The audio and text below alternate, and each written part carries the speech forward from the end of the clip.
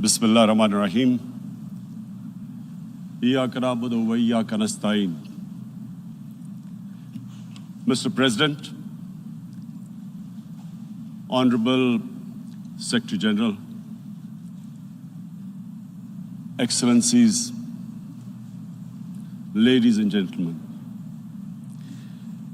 I feel honored today to represent my country at this forum of world leaders, where we have a chance to discuss problems that the world is facing. I want to talk about a lot of problems, but just four today. And I especially came to this forum despite a difficult time in my country, facing challenges. I would not have come, but because I feel that there are some very urgent problems which the world must address. So first of all, I start with climate change. So many leaders have talked about climate change. But Mr. President, I feel that there is a lack of seriousness. Perhaps world leaders some of the leaders who can do a lot, do not realize the urgency of the situation. We have a lot of ideas, but as someone said, ideas without funding is mere hallucination. Pakistan, I'll give you start with my own country. Our country is amongst the top 10 nations in the world which are most affected by climate change. We depend upon our rivers. We are mainly an agricultural country. And 80% of the water in our rivers comes from our glaciers. The glaciers not just on the Pakistani side, even India. The 80% of the water in Ganges and the Indian rivers also comes from the glaciers, from the Himalayan glaciers, Karakoram, Hindu Kush. And these glaciers are melting at quite a rapid pace. We detected already 5,000 glacial lakes in our mountains. And if this keeps going, if nothing is done, we are scared that humans are facing a huge catastrophe. In my country, when my party came to power in the province of KP, we planted 1 billion trees in 5 years. Now we've set ourselves a target of 10 billion trees in Pakistan. Idea being to counter the effects of global warming. But one country cannot do anything. This has to be a combined effort of the world. My optimism comes from the fact that humans, the Almighty has endowed humans with great powers. We can do anything, provided our survival instinct is stirred up. And this is really what I hope that the United Nations will take a lead in this. There must be more emphasis. Richer countries must be pushed. Countries that mainly are responsible for greenhouse gas emissions. They must be pushed because our country contributes minuscule amount to greenhouse gases. So I feel that the United Nations must take leadership in this. My second issue for me right now is even more critical. Mr. President, every year, billions of dollars leave the poorer countries and go towards rich countries. billions of dollars siphoned off by the ruling elites of the developing world.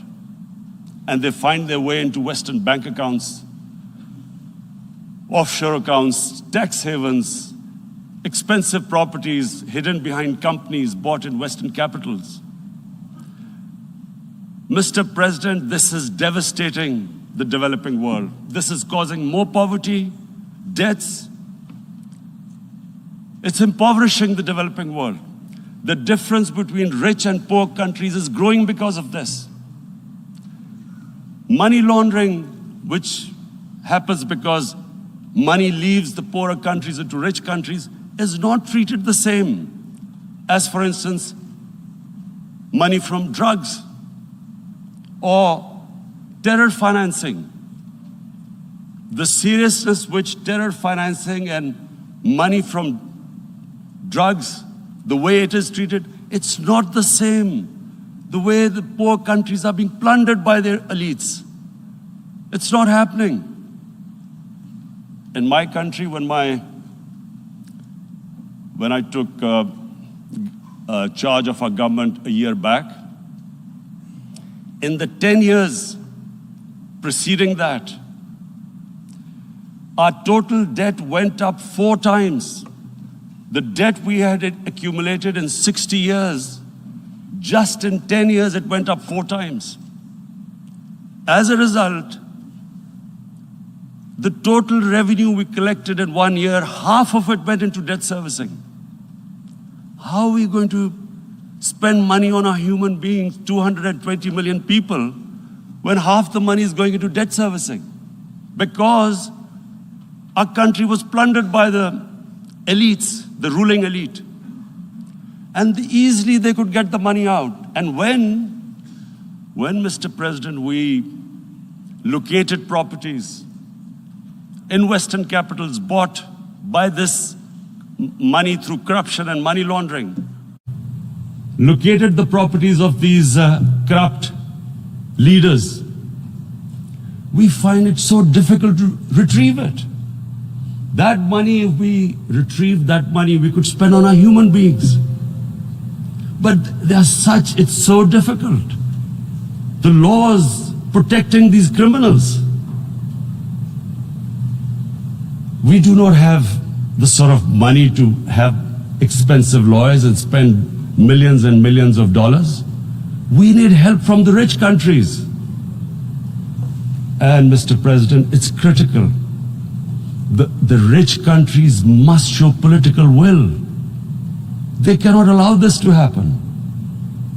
How can the poor countries spend money on human development, which the United Nations asks, SDG?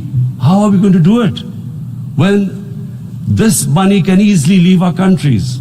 So, unless the rich countries intend to build walls to stop economic refugees coming as we see right now, they must take action. They must take action now. It must be a deterrent. Corrupt ruling elites should not be able to take money out easily and park it into foreign bank accounts and into these properties abroad. And I never understand why. Why do we have these tax havens? Why is this allowed? Why shouldn't rich people pay taxes? Why is it legal to have these tax havens where you have these secret accounts? Because, world is changing. The population of the world is growing. Sooner or later, you're going to have a crisis. If the poor get poorer and the rich get richer, there is going to be a crisis sooner or later. So this is my second point. I hope that the United Nations takes a lead in this. It involves the IMF, the World Bank, Asian Development Bank. They must find a way of stopping this plunder of the developing world. My third point is Islamophobia. There are 1.3 billion Muslims in this world. There are millions of Muslims living in other countries, European countries, in the US, as minorities. Islamophobia since 9/11 has grown at a pace where it is alarming. Human communities live together. There should be understanding amongst them. But Islamophobia is creating a division. Muslim women wearing hijab, it's become an issue. It's become an issue in some countries. Hijab is some sort of a weapon. A woman can take off her clothes in countries, but she can't put on more clothes. How is this happening? Because of Islamophobia. And how did this Islamophobia start? After 9/11. And why did it start? Because certain Western leaders equated terrorism with Islam. Islamic terrorism. Radical Islam. What is radical Islam? There is only one Islam, and that is the Islam we follow of Prophet Muhammad sallallahu alaihi wasallam. There is no other Islam. Radical Islam, Islamic terrorism, what message did they send to people in the West, and why is there Islamophobia? How is a person in New York, in the Midwest, in the US, in European capital, how is he going to distinguish between who is a moderate Muslim and who's a radical Muslim? Because terrorism has nothing to do with any religion. This Islamic terrorism, Islamic radicalism, and sadly used by leaders, this has been the main reason for this Islamophobia. And it has caused pain amongst Muslims. We in Muslim countries watch this Islamophobia traveling abroad, and it's getting worse. And may I just say, Mr. President, that in European countries, it is marginalizing Muslim communities. And we all know that marginalization leads to radicalization. Some of the people who ended up as militants in Syria and other places were from marginalized Muslim communities. And my point here is that we must address this issue. I'm sad to say that we Muslim leaders have not addressed this issue either. After 9/11, when this thing came about war against radical Islam, rather than Muslim leaders trying to explain to the West that there is no such thing as radical Islam, in all human communities, they are radicals. They're liberals and rest are moderate. All human communities, Christians, Jews, everyone has it. But Islam is not radical, neither Judaism, neither Christianity, neither Hinduism. No religion preaches radicalism. The basis of all religion is compassion and justice, which differentiates us from the animal kingdom. But unfortunately, the Muslim leadership was so scared of being called radical Islam that all of them became moderates. In Pakistan, we were in the eye of the storm, and our government coined a phrase called enlightened moderation. No one knows what it meant, but everyone started putting on Western suits that they were moderates, started speaking. Even those who didn't know English would speak English because they were moderates. No one had a clue what it was, because we, in the Muslim world, did not explain to the West that there is no such thing as radical Islam. One of the reasons why after 9/11 Islam was supposed to be equated with terrorism was suicide attacks. Because the 9/11 bombers did a suicide attack, all sorts of theories came up that the Muslims are involved in suicide attacks because they will get virgin in heavens. Some came up with, what about women? Suicide attackers. So this bizarre thing happened. No one explained. Suicide attacks and Islam were equated. No one did research that before 9/11, the majority of suicide attacks in the world were by Tamil tigers, who were Hindus. No one blamed Hinduism, and quite rightly. What has Hinduism got to do with what desperate people were doing in Sri Lanka? We all know about, we've seen films about Japanese kamikaze pilots at the end of the Second World War doing suicide attacks. No one blamed the religion. But here we were trying to prove we were moderates and not explaining to the West.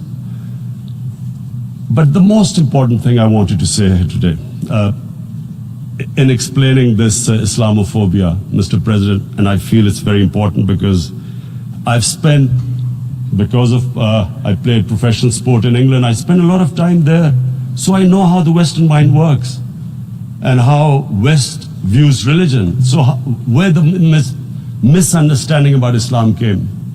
And one of the reasons it caused Islamophobia. That was, in 1989, this book was published, maligning, insulting, ridiculing our Prophet Muhammad sallallahu alaihi wasallam. And there was a reaction in the Muslim world. The West couldn't understand what was the problem. Because in the West, because I have spent so much time in the West, religion is perceived completely differently. They don't look upon religion like we do. And so, Islam was supposed to be an intolerant religion. It was against freedom of expression. And Islam took a real beating 30 years ago. I still remember it became a watershed. And every 2 or 3 years, someone would malign our Prophet, peace be upon him. There would be a reaction by the Muslims. And again, it was Islam, an intolerant religion. Again, this time, I blame a certain section of the people in the West who deliberately provoked this, knowing the impact it would have. But the majority of the people in the West didn't understand. This is where, again, Muslim leadership let the Muslims down. We should have explained to them what our Prophet, peace be upon him, means to us. So in 1 minute, I'll try and explain what he means to us. Our Prophet was the witness to the divine book, the Holy Quran. The Holy Quran is the book of guidance for Muslims, and the Prophet's life was living the Quran. He was an example of what the Quran guided us to be. So he is the ideal we all try to get to. The Prophet created the state of Medina, the first state in Islam. That state was the basis of a Muslim civilization which became the predominant civilization for the next 700 years. And what was that state? I hear such strange things about Islam, that it is against women, it's against minorities. The first state of Islam in Medina, it was the first time a welfare state was set up. The state took responsibility of the weak, widows, orphans, poor people, handicapped. It taxed the rich, spent the money on the poor. The state announced that all human beings are children of Adam, hence equal, whatever the color of their skin. The state announced, the Prophet announced that, and slavery, the whole system depended on slavery as it did for many years in the Western societies. The Prophet said that one of the greatest deeds is to free a slave. But because the society depended on slavery, he said, but if you have to treat them as an equal member of the family. And as a result, something happened in a Muslim world which hasn't happened in any other civilization. Slave dynasties appeared. Slaves became kings. The Mamluks, slaves who ruled Egypt. In India, there were slave dynasties. And then, with minorities, again, you hear that Islam is supposed to be against minorities. Let me just make this clear. In Islam, the Prophet announced that everyone was free to practice his religion. It was a sacred duty to protect the places of worship of all religions. He announced that every person is equal in front of law, whatever his religion or his color.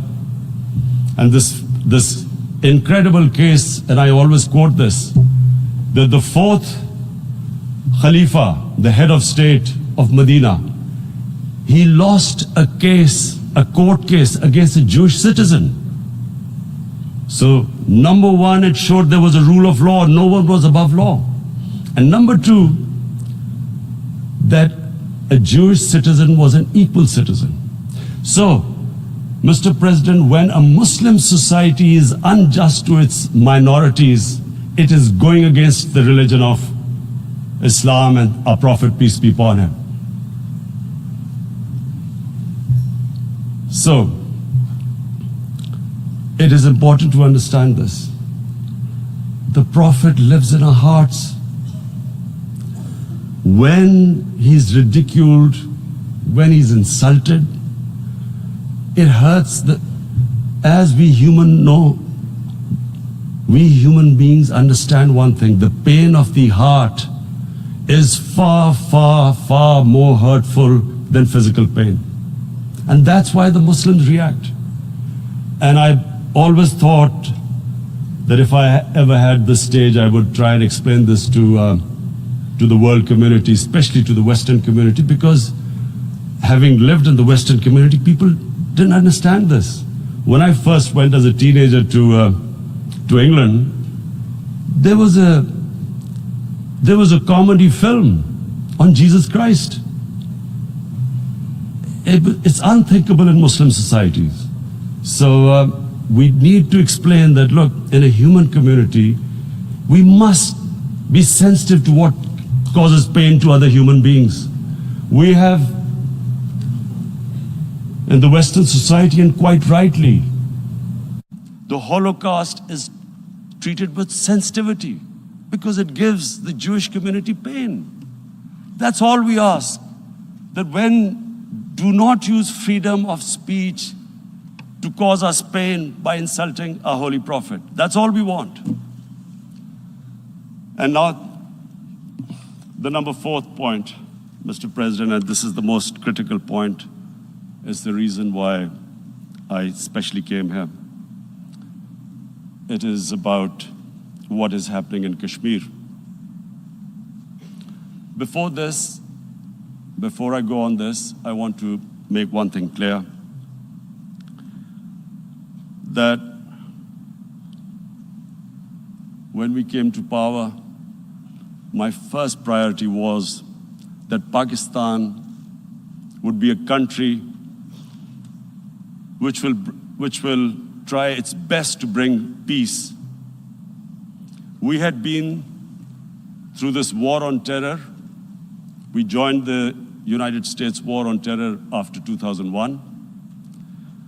And Pakistan went through one of its worst periods where 70,000 Pakistanis died and over 150 billion was lost to our economy. And Mr. President, I opposed the war because in the 80s, Pakistan had joined the Western countries in what was the freedom struggle then in Afghanistan against the Soviets. And it was funded by the Western countries. These Mujahideen groups, which were treated in guerrilla warfare, were trained by Pakistan Army, funded by the Western countries, and especially US, and they waged what was a freedom struggle in Afghanistan. The Soviets called them terrorists. We called them freedom fighters. 1989, the Soviets retreated. The Americans packed up and left. Pakistan was left with these groups. Come 9/11, Pakistan joined the United States in this war on terror. And now our government was supposed to, the reason why I opposed joining this war, because here we had indoctrinated them in jihad, meaning freedom struggle against foreign occupation. Now, because we had joined the US and the US had occupied Afghanistan, now we were supposed to tell them that no, this is not freedom struggle and jihad, it's terrorism. So that's why I tried to tell then government that, stay neutral, because you will have leverage over them. You will be able to control them. But if you join them, you become collaborators and they will attack you, which is what happened. They turned against us. We went through a nightmare. 70,000 people killed in a war we had nothing to do with. No Pakistani was involved in 9/11. Taliban were in Afghanistan. Al-Qaeda was in Afghanistan. What had we to do with it? 70,000 Pakistanis died. So when we came to power, we decided that we would dismantle what was left of these groups. And this decision was taken not just by us, but by all the political parties in Pakistan. Unfortunately, they didn't implement it. So we came to power, we decided to implement it, and we dismantled whatever was left of the groups. And I know that India keeps accusing us that there are these groups there. I would like the United Nations to send observers, see for themselves what we've done. No Pakistani government would have dared to do this because it would have created strife. But we decided that there would be no militant organizations in Pakistan. So I need to give you this background and to what I'm going to say later on. And secondly, we started mending fences. I invited the Afghan president. We developed a relationship with Afghanistan. We had problems with Iran. We mended fences there. And then India. Now let me just give you a little background about my relationship with India. Because of cricket, and cricket being it's a passion in the subcontinent, I had great following in India. I have friends in India, and I loved going to India.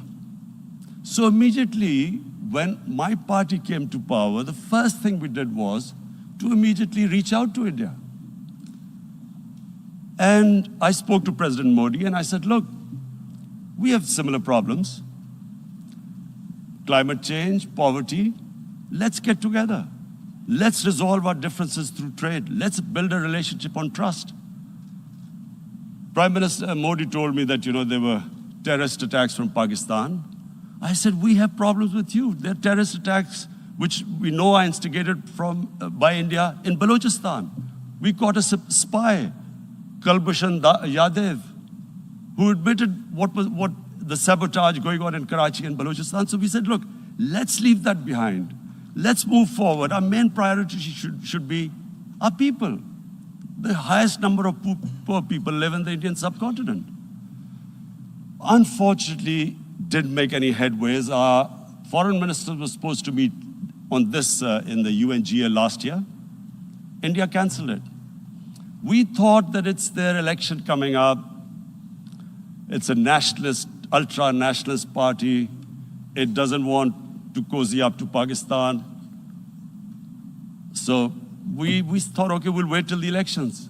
Meanwhile, a 20-year-old Kashmiri boy, whose father said was radicalized by the security forces in Kashmir, blew himself up on an Indian convoy. Immediately, India blamed us. I spoke to the Indian public on television. I said, if you give us any iota of proof, we will immediately take action because we've clamped down on these groups. Rather than sending us any proofs, they sent their jets in, they bombed us. We retaliated. A jet, 2 of their planes were shot down, 1 pilot bailed out in Pakistan. We immediately returned the pilot, saying that, look, we do not want any escalation.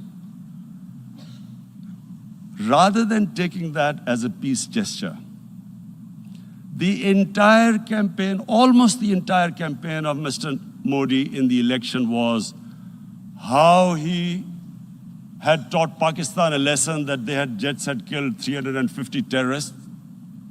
Complete lie, they had just killed about 10 trees of ours, which was quite painful given that, we are growing all these trees. He then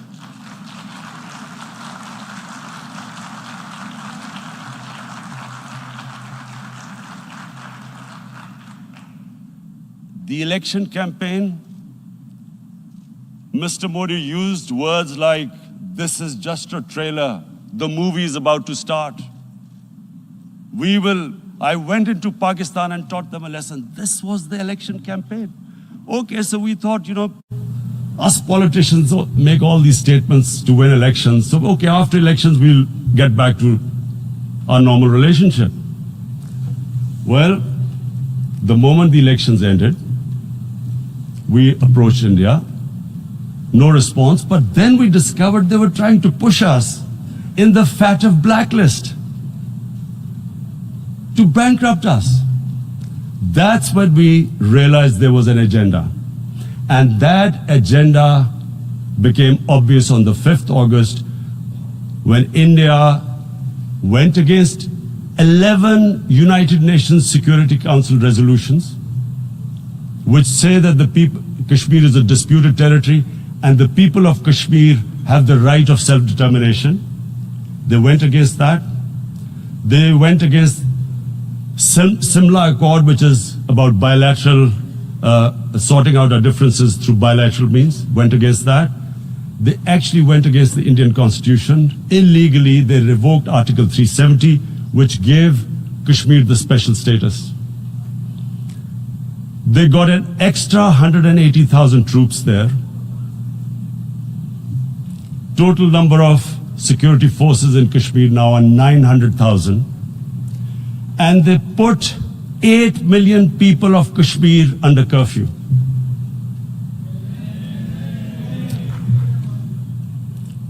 Mr. President, now I just briefly want to make the people understand, how can anyone do something like this? And for that, I have to explain to you what is RSS. RSS, Mr. Narendra Modi is a life member of RSS. RSS was an organization that was inspired by Adolf Hitler and Mussolini, came about in 1925. They believed in racial purity, racial superiority. They also believed they were an Aryan race like the Nazi believed they were an Aryan race. All that I'm saying can be verified. This is the time of information revolution. You can Google all this, what I'm saying.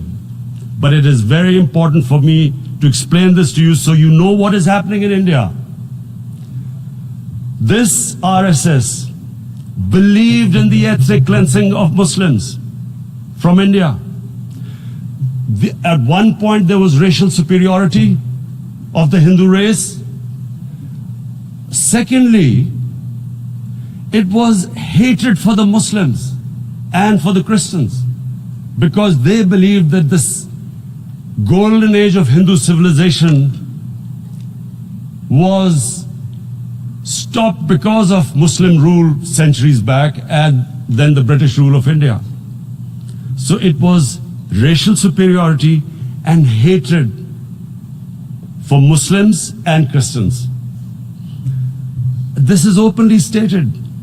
You look at the founding fathers of RSS, Golwalkar and Savarkar. Just Google them and you'll find out.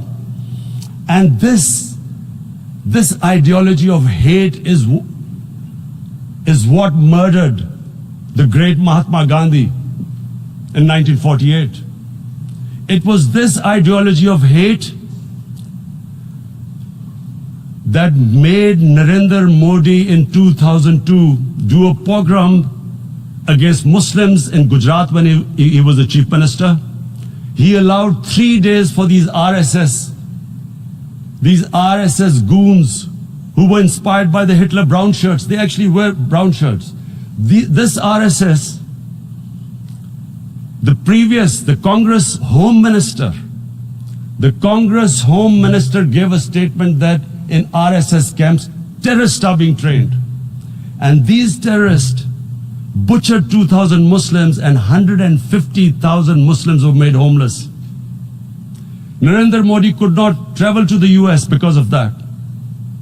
And I need to make you understand this background before I explain to you that what sort of a mindset would lay siege to 8 million people with 900,000 troops. Women, children, sick people, locked in as animals. In fact, of what I know of England, if 8 million animals were locked in, the RSPCA would have made a lot of noise about it. These are human beings.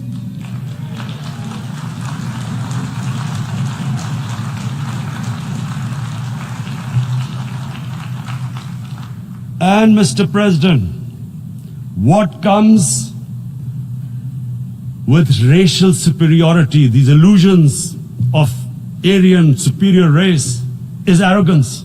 The two go together. And it's arrogance that makes people make mistakes and do stupid things. Cruel things like what Narendra Modi has done. It's sheer arrogance. And it's arrogance that has blinded him from the fact that what is going to happen when the curfew is lifted. Has he thought about it? This hasn't been thought through. What is he going to do when he lifts the curfew? Does he think that people of Kashmir will quietly accept the status quo because India has changed the constitution and taken away the special status? They'll accept that? Mr. President, 100,000 Kashmiris have died in the past 30 years because they were denied the right given by the United Nations, the right for self-determination. 100,000 have died and 11,000 women have been raped. There are two United Nations human rights reports on this. The world hasn't done anything because India is a huge market, 1.2 billion people. Sadly, the material prevails over the human. But this has serious consequences. Again, I repeat, that's why I'm here. Look, what is going to happen when the curfew is lifted will be a bloodbath. The people will come out. There are 900,000 troops there. They haven't come to, as Narendra Modi says, he's done this for prosperity of Kashmir. This is supposed to be for the development. These 900,000 troops, what are they going to do when they come out? There'll be a bloodbath. Has he thought it through what happens then? Mr. President, has anyone thought that what happens when there is a bloodbath? What do you think the impact will have on people of Kashmir? What do you think they will think? The way they have been boxed in their houses, treated like worse than animals, no rights. Thousands of all the political leadership has been arrested, taken out of Kashmir. Even those Kashmiri leaders who were pro-India have been taken out. 13,000 boys have been picked up and taken to God knows which destinations. So what do they think? What will the people of Kashmir do when they lift the curfew? They will be out in the streets. And what will these soldiers do? They will shoot them. They've already used pellet guns, blinded young boys. In the last 6 years, the 5 years, the oppression that has gone on in Kashmir. And so, Kashmiris will be further radicalized. Mr. President, there will be another Pulwama. And guess what? India will blame us. They're already blaming us. They're saying all this is happening because of Pakistan. One of their defense ministers said there are 500 terrorists lined up on the border to go in. Why would Pakistan send 500 terrorists when there are 900,000 troops? What impact are they going to make? What will they do? And why would? Don't we know that the moment there is some terrorist attack, all that will happen is there will be further cruelty and oppression of the people of Kashmir.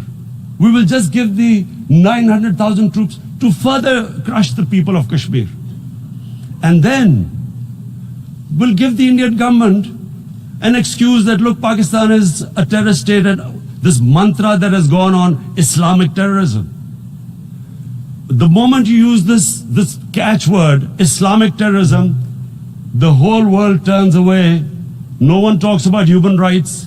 You can do whatever you want, which is what has happened in Kashmir, because they keep using this word, Islamic terrorism. And this is what they're doing right now. What do we benefit from further increasing the cruelty on the people of Kashmir? And why would we want this? But there is no other narrative left for India. As when they lift the curfew, whatever happens, Pakistan will be blamed, and there is always a danger of another Pulwama. They might come and bomb us again, and then another cycle might start. And what does Narendra Modi think? That 180 million Muslims of India are thinking right now. Aren't they watching these Kashmiris stuck inside for 55 days they've been stuck in? Aren't they watching? What do you think? Don't you think that the Muslims will be radicalized in India? And I'm talking about 180 million people. And when they get radicalized, there will be some incident in India somewhere down the line. Again, we will be blamed. And I'm warning you right now, again, we will be blamed. And Mr. President, what about 1.3 billion Muslims who are watching this? And they know that it is only happening in Kashmir because they're Kashmiri Muslims. This is not happening to Kashmiri Hindus. They know that this is happening because of their religion. So what do you think they will be thinking? What do you think the Jewish community would think if they were, forget 8,000 Jews stuck like this? What do you think Europeans would think? What do we think? I mean, any human community, if their members are stuck like that, what do you think they will think? Are we a children of a lesser God? Is it not going to cause us pain? And then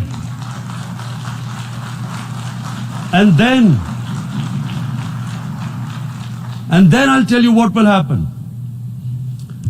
People will, in the 1.3 billion Muslims, someone will pick up arms. I know we've been brought up with films, Western films.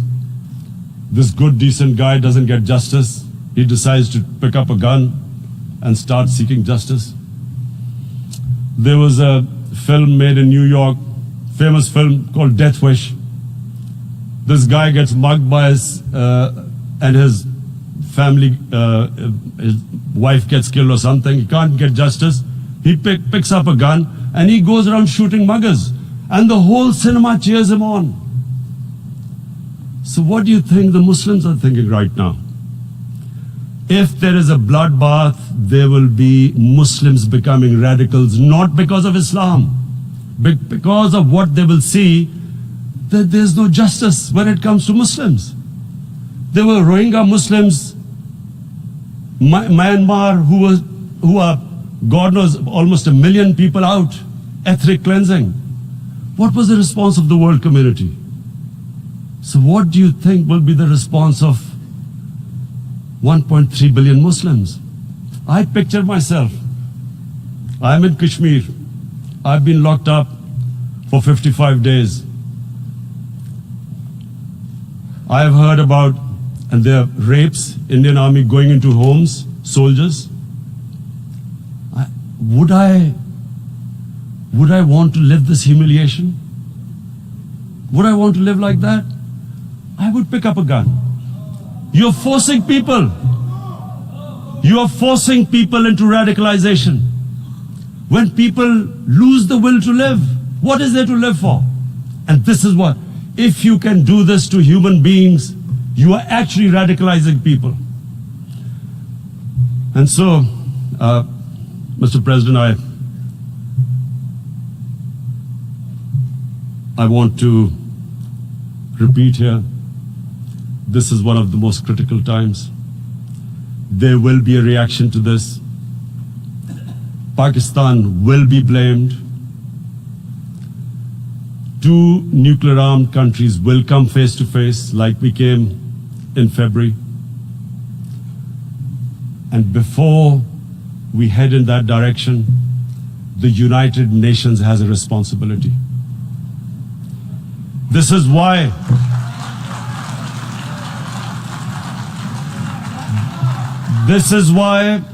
the United Nations came into being in 1945. You were supposed to stop this happening. I feel we are back to 1939, Munich. Czechoslovakia has been taken, annexed. What is the world community going to do? Is it going to appease a market of 1.2 billion, or is it going to stand up for justice and humanity?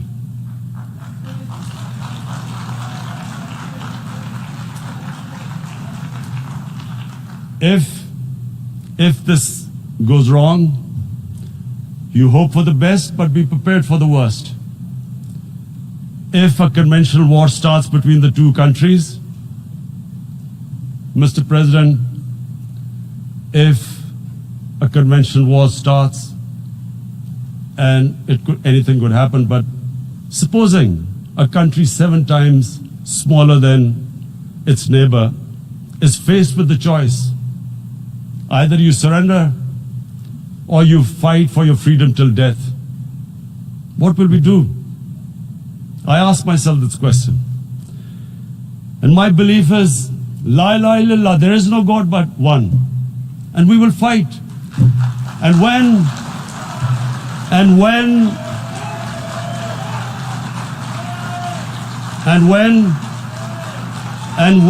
a nuclear-armed country fights to the end, it will have consequences far beyond the borders. It will have consequences for the world, which is why I repeat I'm here. Because I'm warning you, it's not a threat. It's a fair worry that where are we headed?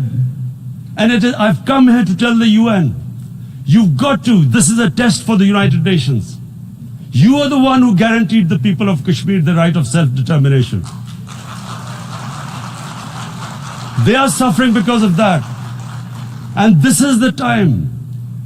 This is the time not to appease like in 1939 appeasement took place. This is the time to take action. And number 1 action must be that India must lift this inhuman curfew, which has lasted for 55 days. It must free all political prisoners, and especially those 13,000 boys that have been picked up. Parents don't know where they've disappeared. And then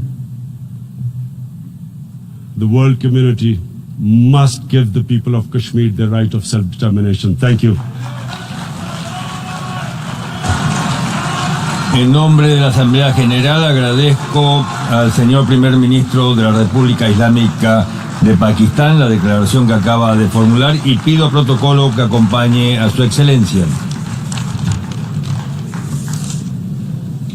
La Asamblea escuchará un discurso del primer ministro de la República Helénica, Su Excelencia Kyriakos Mitsotakis.